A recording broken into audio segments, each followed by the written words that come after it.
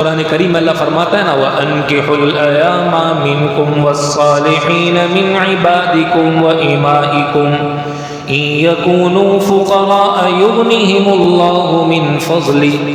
فقر کی وجہ سے شادی بیاہ میں بچوں کی تاخیر مت کرو، تم اپنے بچوں کی شادی میں، ماتحتوں کی شادی میں جلد بازی کرو۔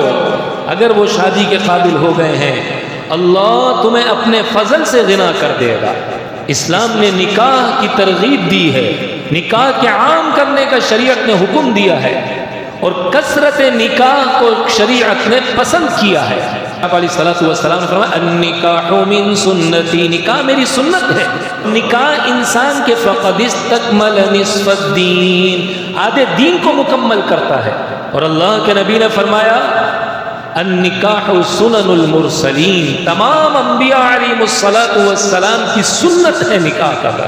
ہر نبی نے نکاح کیا۔ ایک حضرت یحییٰ علیہ الصلوۃ والسلام تھے کہ جن کا نکاح نہیں ہوا، نکاح سے قبل انہیں شہید کر دیا گیا۔